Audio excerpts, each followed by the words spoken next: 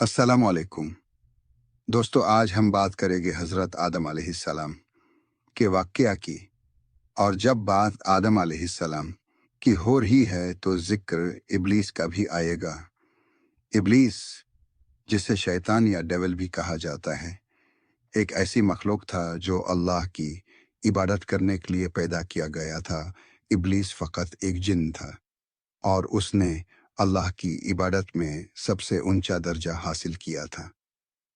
जब अल्लाह ताला ने हज़रत आदम अलैहिस्सलाम को पैदा किया और उन्हें सारी मखलूक पर अफजाल और बेहतरीन मकाम दिया, तो अल्लाह ने इब्लीस और बाकी मखलूक को हुक्म दिया कि आदम को सजदा करें।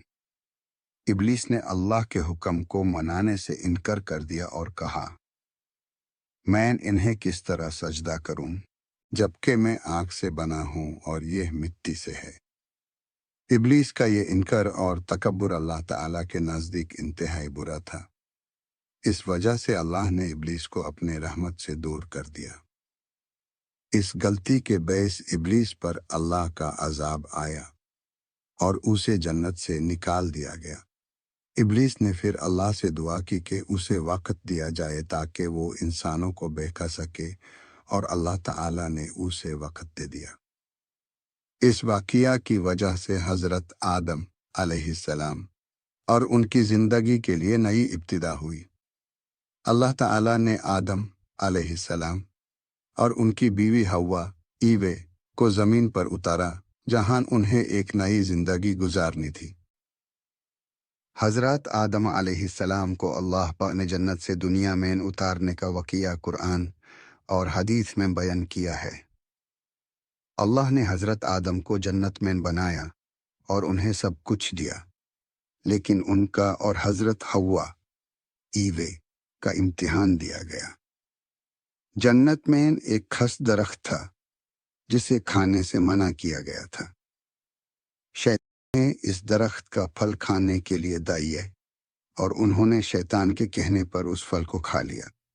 इस वजह से अल्लाह ने उन्हें जन्नत से उतरकर दुनिया में भेजने का फैसला किया ताकि वो दुनिया में रहकर अपनी गलती का एहसास कर सकें और अल्लाह की तरफ रुजू कर सकें। कुरान में अल्लाह ने कहा, और हमने कहा, तुम सब यहाँ से उतरो, फिर अगर तुम्हारे पास मेरी तरफ से कोई हिदायत आए तो जो मेरी हिदायत माने उसके लिए न कोई खौफ होगा और न वो गमगीन होंगे। सूरह अल-बकरा। इस तरह हज़रत आदम अलैहिस्सलाम और हज़रत हव्वा दुनिया में उतर गए और अल्लाह के हुक्म के मुताबिक ज़िंदगी गुजारी।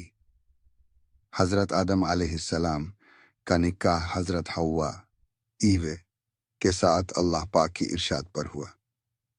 इस्लामी हदीस और तफसीर के मुताबिक अल्लाह ने हज़रत हव्वा को हज़रत आदम अलैहिस्सलाम की फासले से पैदा किया। ये बताया गया है कि अल्लाह ने उन्हें आदम की खुदाई का सुकून और सुख देने के लिए पैदा किया। इस वाक़या को समझने के लिए कुछ हदीस और तफसीर की तरफ देखना होगा। हज़रत हव्वा का पैदा होना। जब आदम अलैहिस्सलाम को दुनिया में उतारा गया तो उन्हें बहुत अकेलापन महसूस हुआ। फिर उन्होंने अल्लाह पाक से दुआ की, आइए अल्लाह, क्या मैं इस दुनिया में अकेला ही रहूँगा? क्या मेरे जैसी और कोई मखलूक नहीं होगी? फिर अल्लाह पाक ने हज़रत आदम अलैहिस्सलाम के लिए हज़रत हव्वा को पैदा किया ताकि उनके लिए एक हमसफ़र हो जिससे वो अकेलापन महसूस न करें। इस मामले में एक हदीस में आता है कि हज़रत आदम अलैहिस्सलाम से कहा गया था, तुम्हारा एक पार्टनर है जो तुम्हारा साथ देगा और तुम्हारे लिए सुकून का जरिया बनेगा। निकाह का आगाज। अल्लाह ने हज़रत आदम अलैहिस्सलाम और हव्वा के दरमियान एक निकाह की सूरत में अंजाम दिया जो सब इंसानियत का पहला निकाह था। पसली से पैदा होना। पसली से पैदा होने का कॉन्सेप्ट ये है कि अल्लाह ने ये दिखाया कि मर्दों और औरतों के दरमियान एक गहरा रिश्ते का बंधन होता है जिसे निकाह के ज़रिए मज़ीद गहरा اور مقدس بنایا گیا۔ یہ تصویر زندگی کے مقصد کو بیان کرتی ہے جو ایک دوسرے کا ساتھ دینا ہے۔ اس طرح حضرت آدم علیہ السلام اور حضرت حوا کا نکاح اللہ کی طرف سے تھا، جو کہ انسانی تعلقات اور رشتے کا پہلا مثال ہے۔ حضرت آدم علیہ السلام کو اللہ پاک نے جب دنیا میں اتارا تو انہوں نے اکیلاپن اور تنہائی محسوس کی۔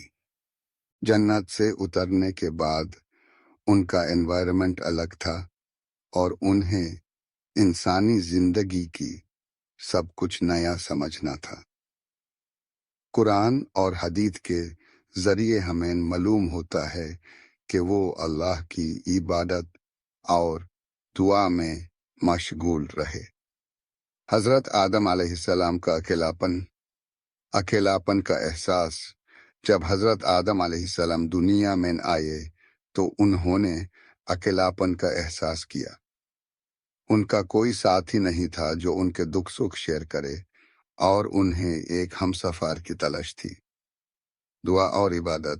حضرت آدم علیہ السلام اللہ سے دعا کرتے رہے اور انہوں نے اللہ سے اپنے لیے ایک ہمسفر کی تلاش کی۔ وہ اپنی تنہائی کو دور کرنے کے لیے اللہ کی طرف رجوع کرتے رہے۔ حضرت حوا کا پیدا ہونا۔ اللہ نے کچھ وقت کے بعد حضرت حوا کو پیدا کیا۔ تفسیر اور حدیث کے مطابق اللہ نے حضرت حوا کو حضرت آدم علیہ السلام کی پسلی سے پیدا کیا۔ اس کا مقصد یہ تھا کہ حضرت آدم علیہ السلام کا اکیلاپن دور ہو اور انہیں ایک ہمسفر مل سکے جو انہیں سکون اور کمپینینشپ دے سکے۔ وقت کا ذکر۔ یہ پریسائز وقت قرآن یا حدیث میں نہیں دیا گیا ہے، لیکن یہ مانا جاتا ہے کہ جب حضرت آدم علیہ السلام کی عبادت اور دعا کا اللہ نے جواب دیا تو ان کی پسلی سے حضرت حوا کو پیدا کیا۔ حوا کا حضرت آدم سے تعلق۔ حضرت حوا کا حضرت آدم علیہ السلام کے ساتھ تعلق انسانی زندگی کا پہلا رشتے کا مثال بنا۔ یہ رشتے انسانیت کی بنیاد ہے اور اس کی تحری وجہ اللہ کی حکمت تھی۔ آخر میں حضرت آدم علیہ السلام کے لیے حضرت حوا کا پیدا ہونا صرف ان کے اکیلاپن کو دور کرنے کا سبب نہیں بنا، بلکہ یہ انسانیت کی پہلی جوڑی کا معنی بھی رکھتا ہے۔ اس طرح اللہ نے دونوں کو ایک دوسرے کا ساتھ دے کر انسانی زندگی کو ایک نئی پہچان دی۔ حضرت آدم علیہ السلام اور حضرت حوا کا نکاح اللہ پاک نے خود کروایا۔